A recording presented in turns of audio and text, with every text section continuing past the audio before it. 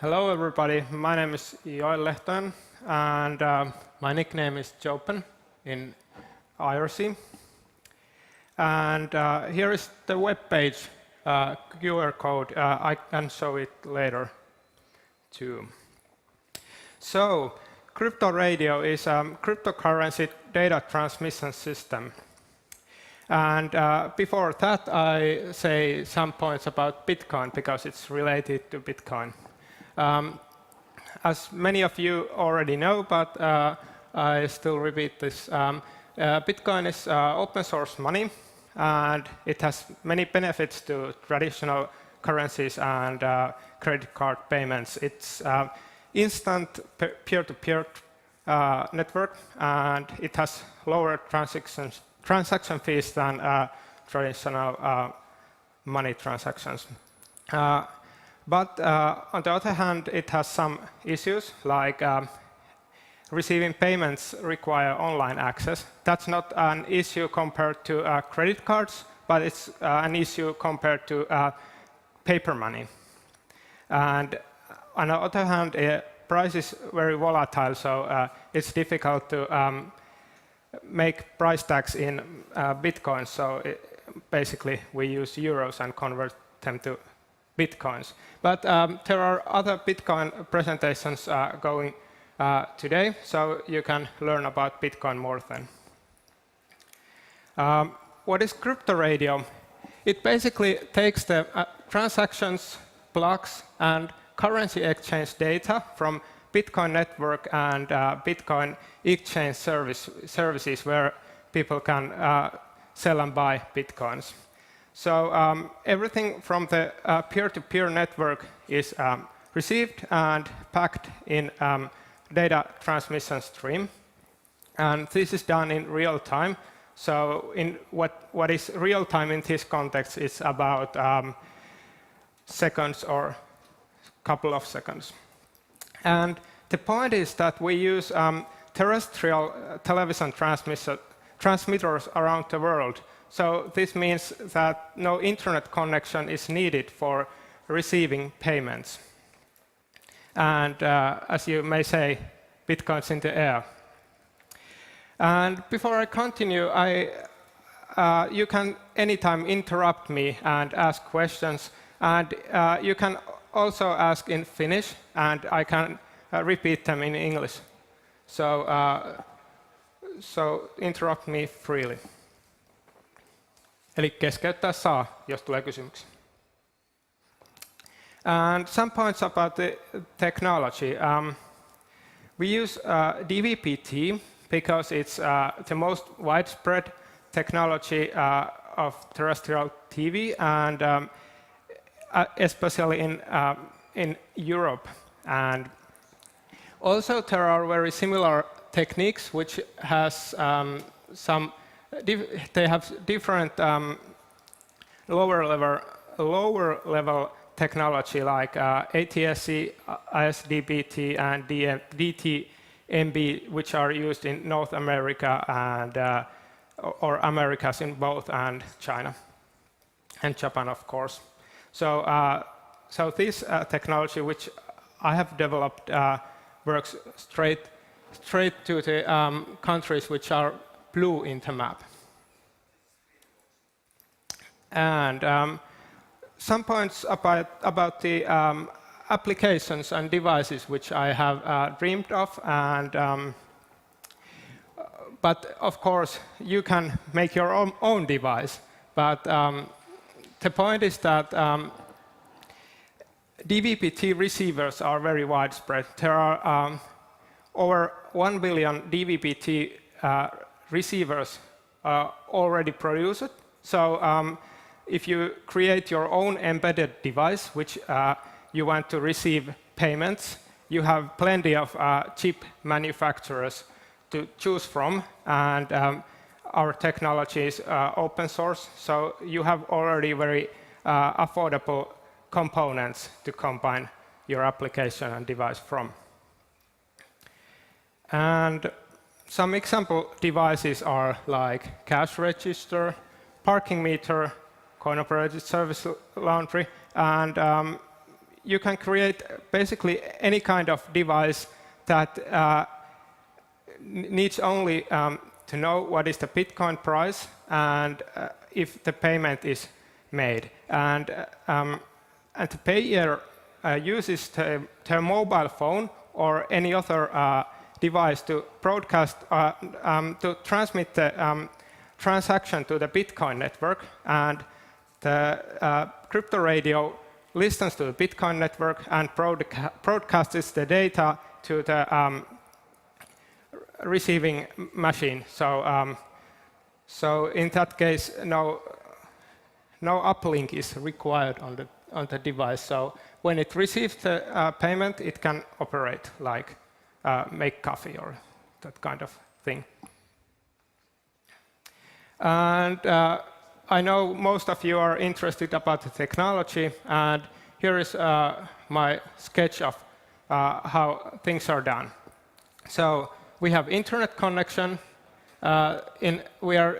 This part of the thing is located in Digitan here in Pasila, and it combines the data and serializes them and puts the data to encoder, which is on the Digita's server room, and then the receiver uses any kind of DVB-T receiver, like this one. This is the same kind of device you can use for software-defined radio, but it's only 20 euros or such. So it's very, very cheap to start to develop applications. And of course, the embedded chips are much cheaper. And if we use laptop computer, like in this case, we just insert the device to the USB slot, and probably you need more proper antenna than this, but if you are near the transmitter, this is enough. But you can connect it to your home television cable also if you have it. And you don't need the uplink, but if you want to broadcast transactions yourself, so you need it. But transactions are only about half a kilobyte per each, so you can use even SMSs to send money. So, so you can do this in very tough places where no proper internet is available. And here is our lab, and here you can see there is broadcaster application running on the laptop, and I have connected it to the oscilloscope, and it shows when the transaction is done. So it's basically serial traffic, which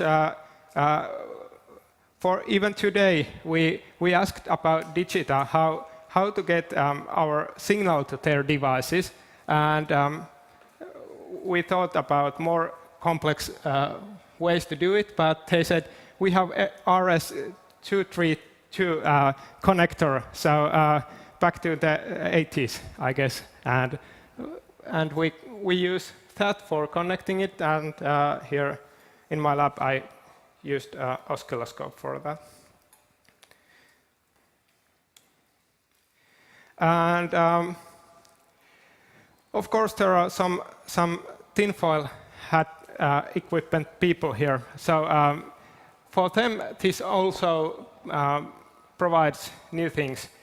It protects Bitcoin network from many kinds of cyber attacks. So because this is separate transmit channel to the peer-to-peer network, so you can use both this terrestrial TV transmission and your own internet connection, and connect them to the same Bitcoin node. So it's more difficult to disturb the data transmission. And of course, those who are worried about if governments listen to their Bitcoin traffic. So you need only data connection when you are transmitting your own transactions, and you can use Tor or some other privacy enforcement software for that. So you just listen to the data, and no one knows if you're listening.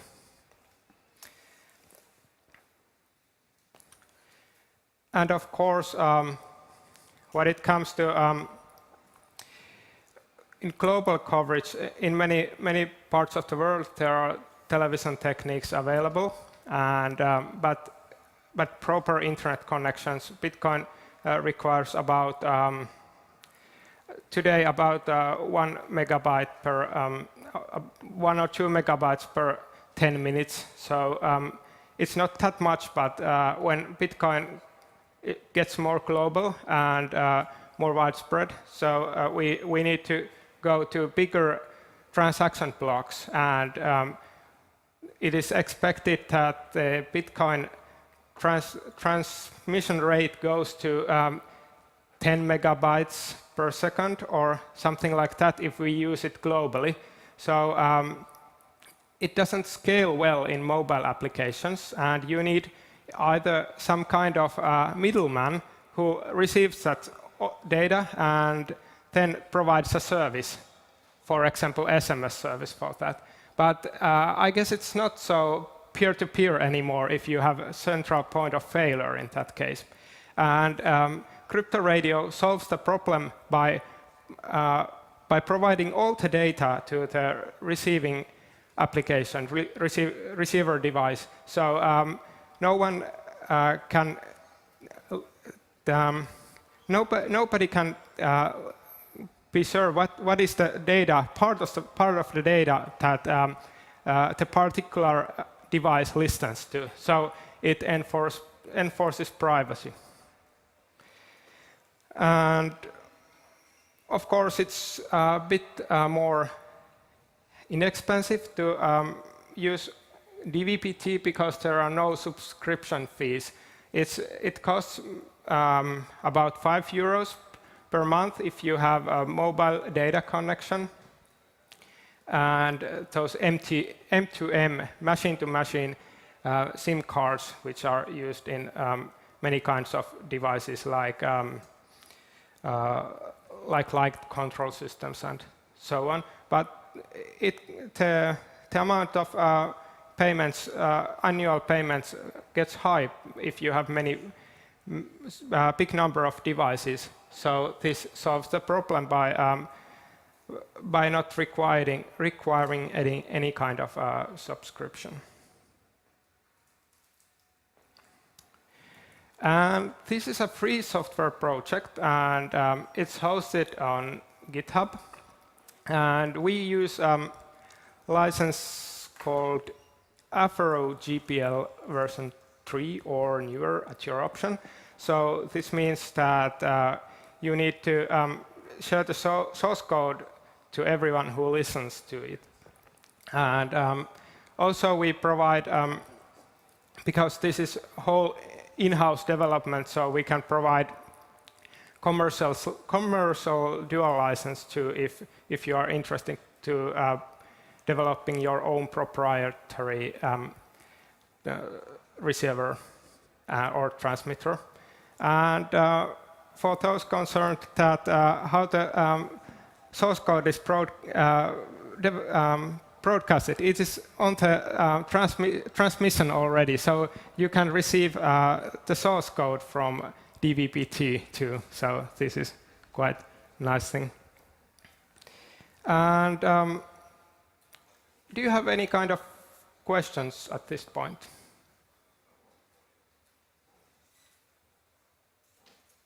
Nothing? All right. I can tell some points about how this started.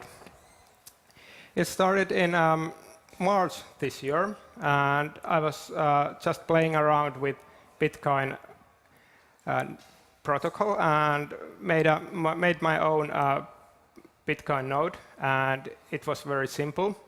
And in that point, I didn't realize what I'm going to do, but in some months from that, I developed a serializer, and then which listened to Bitcoin traffic and wrote it to file. And then I realized that maybe it can be broadcasted too. And then in June this year, 2 months ago, I sent a mail to Digita, which is the terrestrial TV broadcaster here in Finland.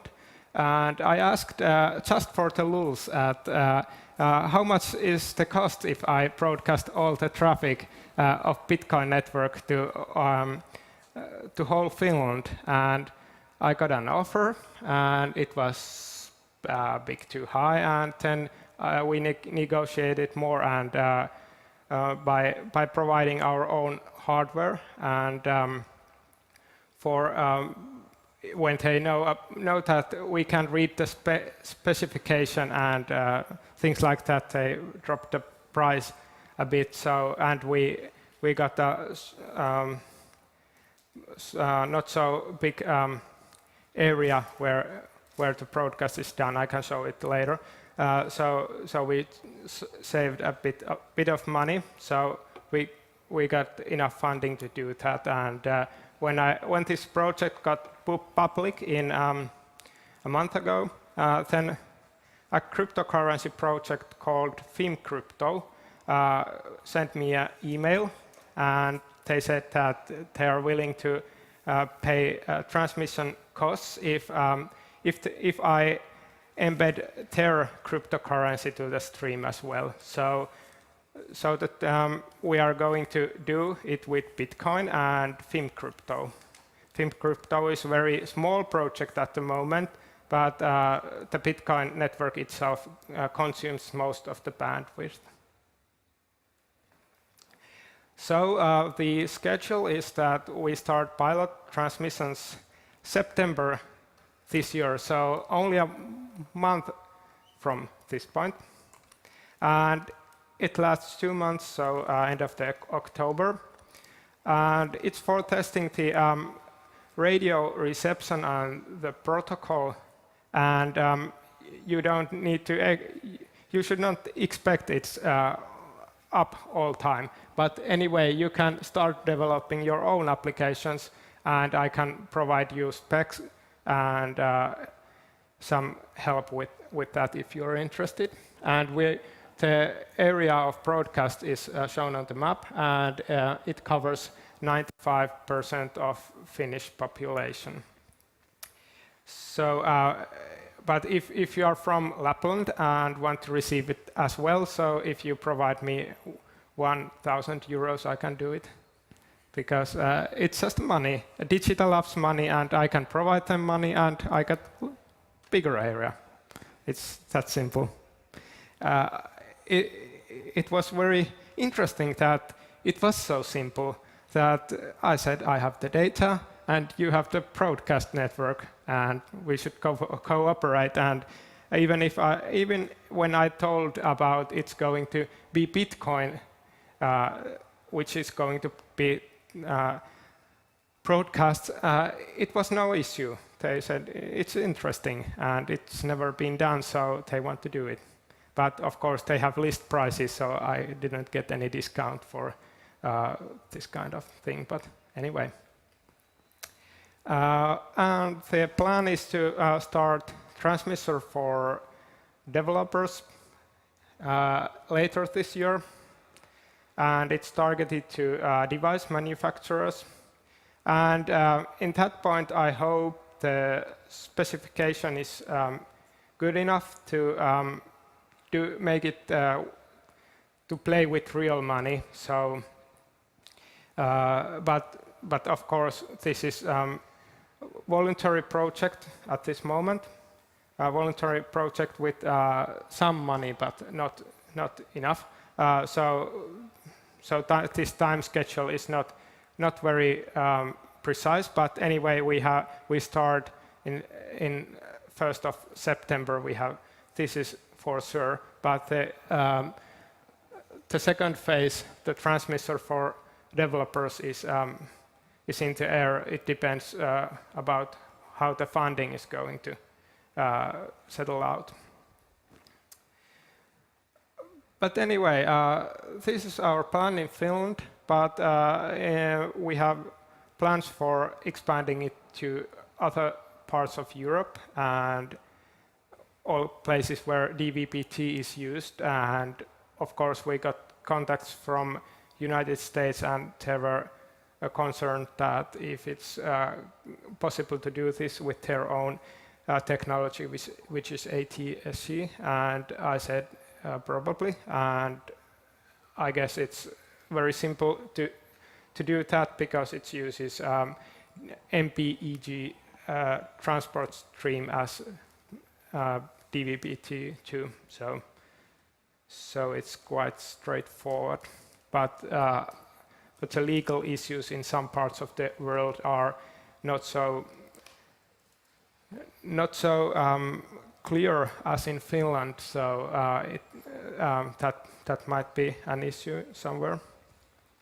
But I'm quite happy that Finnish authorities have been so friendly to this project. So we are just data broadcasters like anyone else. So no Bitcoin specific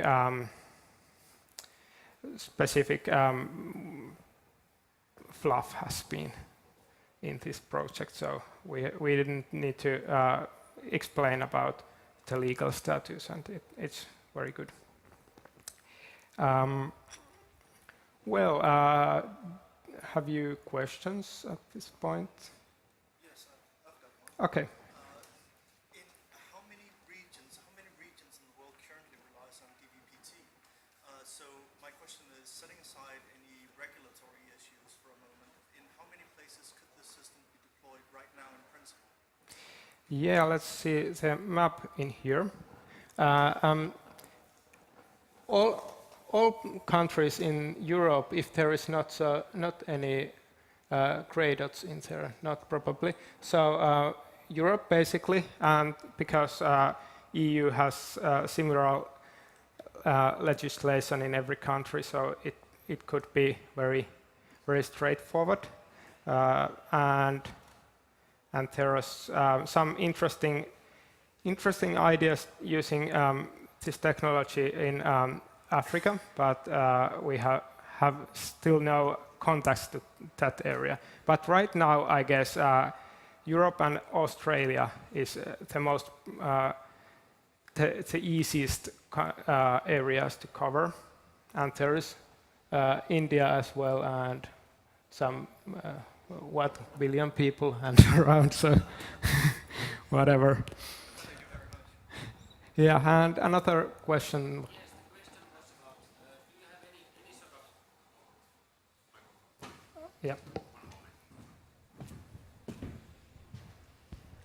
Yes, the question was that have you made any sort of like ballpark calculations about the sort of like continuous bandwidth that you need for the bitcoins compared to some sort of like television broadcast?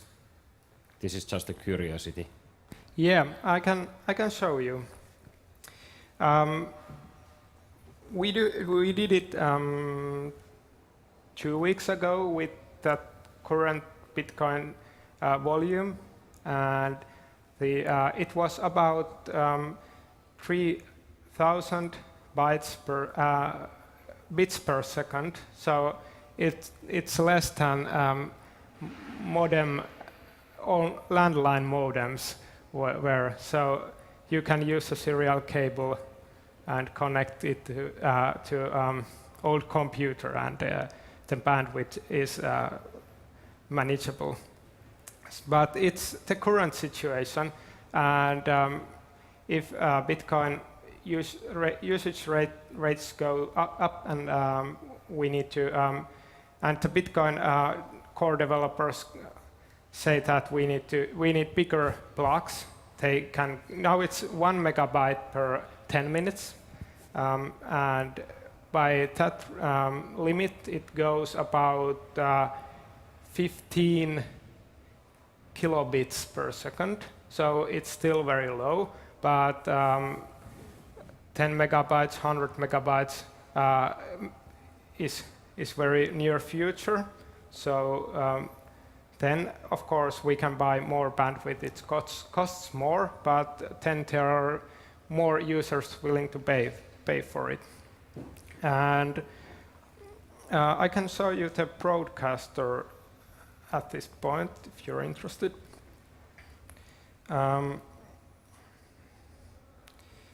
Hope this node is live. Let's put hex dump in here and start the serializer. And if my network is up and running, I can get it. But anyway, if you have further questions, I can answer them now. Yeah, I've got one. Wait a second. We get microphone. Thank you very much. In this initial pilot test, how many people are going to be participating in that?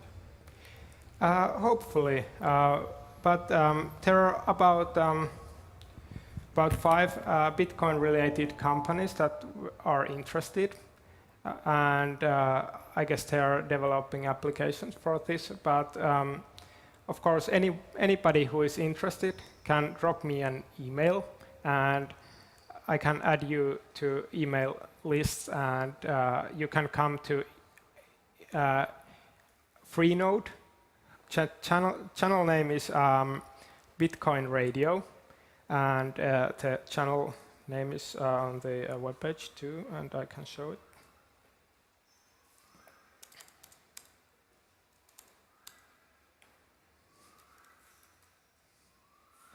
So Bitcoin Radio on Freenode is the place where you can find other developers around the world who are interested in this. And I can provide you specification, and it's still to do.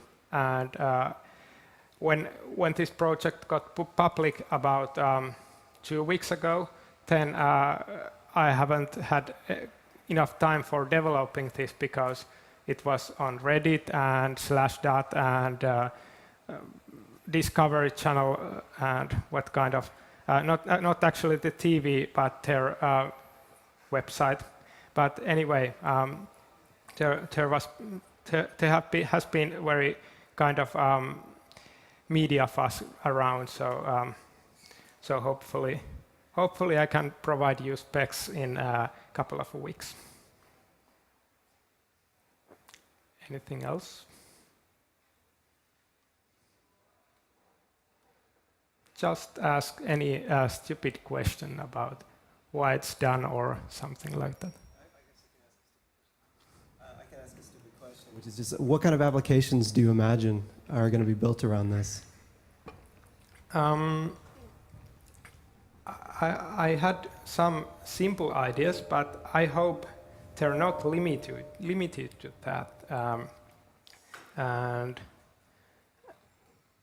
the most simple ideas that I got was normal device you use when receiving payments in shop, just cash register where you can enter the amount in euros or US dollars or something like that, and it receives the currency exchange information and calculates the QR code for payment, and then the payer is going to read it with their mobile phone, and then the device listens to if that transaction comes from the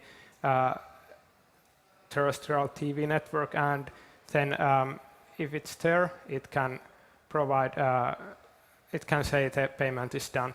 The same goes with parking meter. You can print a ticket which you can load again. It's the QR code can be on the ticket, and the parking meter listens to that and things like that. And of course, any kind of device which just needs to receive payments.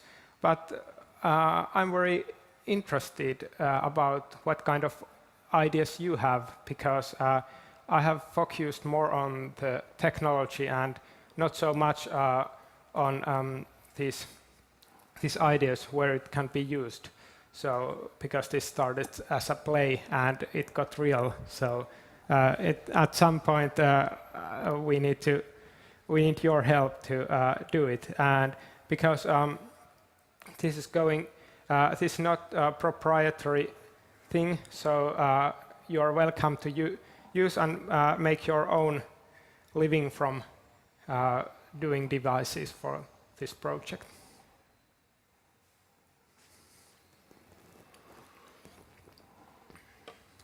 Anything more?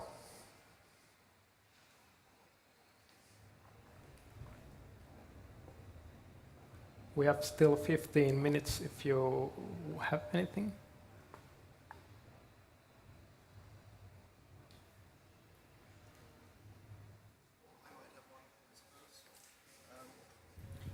So presumably this using a basically radio waves, it seems to me that most of the things where you have a situation where a device could be in some static position and have a normal network connection, that might be preferable. But this seems to be more appropriate, indeed uniquely so, for things where you might have a device on the go that might not be in a static location, that might not have access to a fixed connection, or something where you need to move around, where you need to be mobile. Have you had any interest from people, seeking to develop anything like that? So you mean that some kind of mobile device for using this technology? No mobile-only technology, but of course the cash register projects has they have thought about the opportunity to make it mobile, but there are some things to do with that, because DVB-T uses their own transmitters, and they have no handover,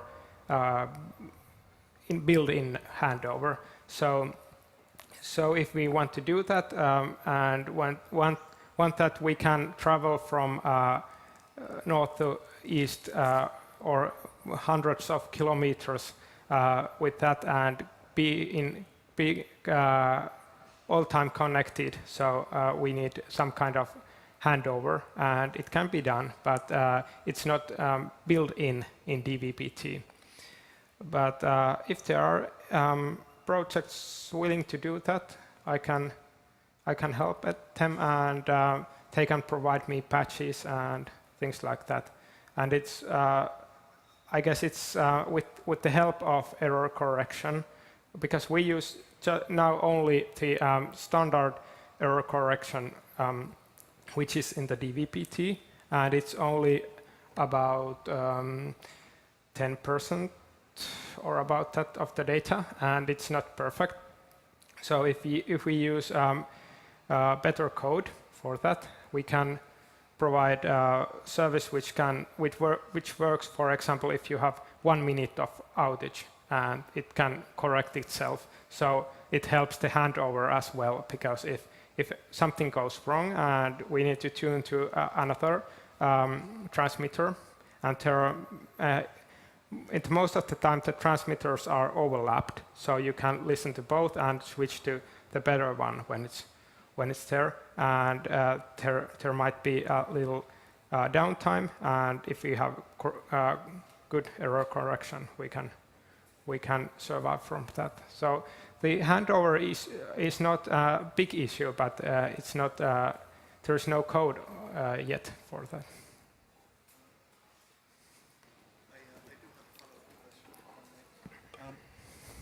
How far away from the coastline does this coverage extend?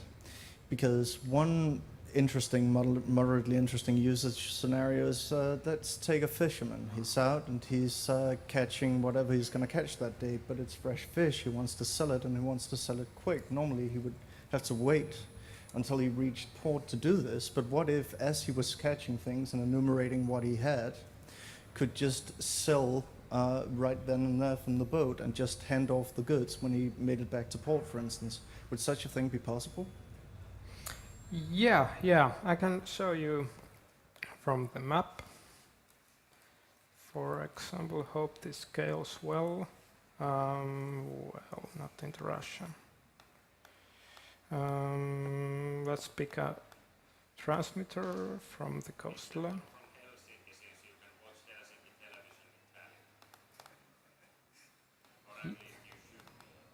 Yeah, what happens to my internet? I'm not sure. But anyway, it glitches, but it works. For example, there is Tallinn, and here's Helsinki, and I guess this is the better. Yeah, it goes about half the way, but with proper antenna you can receive it from Tallinn. So yes, you can do it, for example, from boat trip to Helsinki to Tallinn, and it works. And of course, another interesting thing is that if we go to northern Finland, we are doing broadcast from this TV tower too, and it goes a bit to Swedish, over the Swedish border.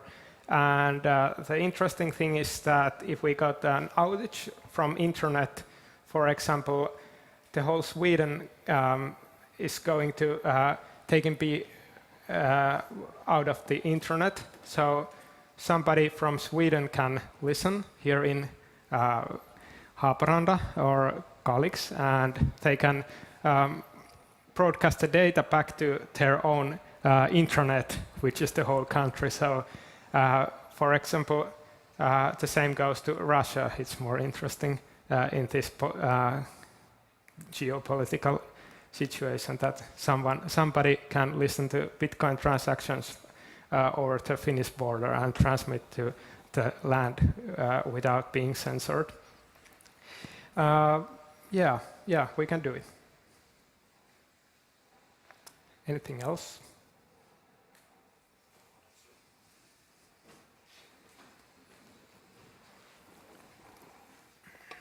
Yes, sort of like continuation on the talk about the radio waves and coverage areas. Have you, or has there been any talks about considering these low frequency, like sort of like world radio, to transmit the sort of like being as a backbone sort of system? Yeah, there has been at least one other project which is BitSat, which is a Bitcoin satellite project, and it uses higher frequencies, but it's going to be global when it's done. But unfortunately, it's very expensive project. You need about $2 million USD for each transmitter, and you need many of them to cover the whole Earth. So the BitSat project is going to be in some point of the future, but I'm not very sure about their financial situation currently, but their developers are very talented, and they know what they are doing. And the lower frequencies have, if you use, do you mean some kind of less than 1 megahertz band? Yes. Oh, okay. The issue may be that there is not enough bandwidth for the data rates are lower, and you need bigger bandwidth to do that. And if Bitcoin is going to be global, it might not be a problem for the authorities to sell a bandwidth for that. But the problem is that we can do it currently, but in the future, the possibility is that it doesn't scale well. But currently you can do it, and it's interesting. But the weather conditions and things like that are very tough in lower frequencies, and there may be some kind of issues to receive it at daytime, and it works at nighttime and things like that. So it can be additional way to broadcast Bitcoin data, but it's not probably it's not good enough for itself.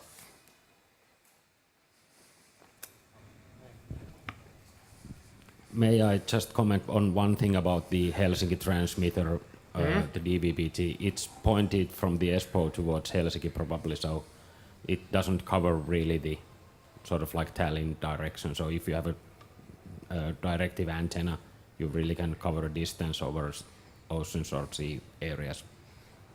Probably better than land side. Yeah, yeah. And when at Cold War times it was more pointed to south, it was not accident as far as I know. But when Estonia got independence, so we put the power levels down. So, but with a proper antenna, it can be done, because at least from coastline where there is line of sight. Yeah. Anything else?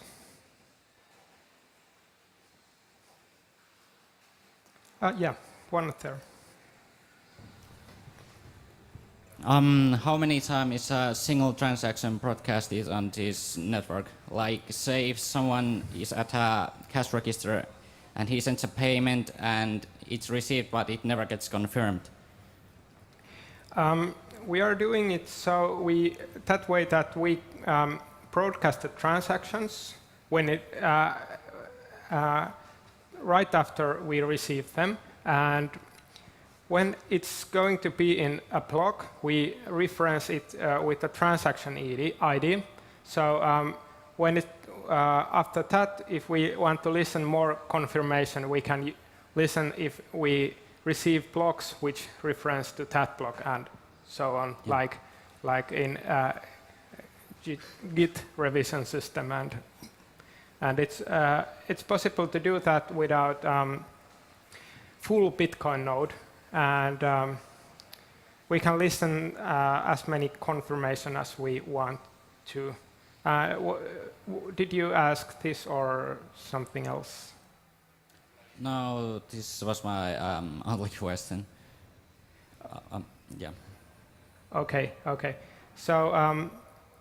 So yes, you can listen to zero confirmation. So that means that only listen that the transaction got through, and you can pick as many confirmations as you want. But of course, if you need more confirmations, it takes approximately 10 minutes per confirmation, so receiving payments gets slower and slower. But when you use, for example, when the cash register receives, for example, 100 euros or something like that, and less than that, it's not the double spending problem is not very big, because you need huge computing power to undo the transaction. But if you're concerned of that, you can listen to the data for about 20 minutes, and you can be quite sure that it can be never undone. Yeah. And let's see. We have one question. Time for one question, if there is anything. Nope. So let's go to last slide, which is just thanks. Thank you, everybody. And here's our website, and the QR code points to that website. So come to the free node. Bitcoin Radio is the name of the channel, and get involved to this project. I'm looking for developers. Thank you.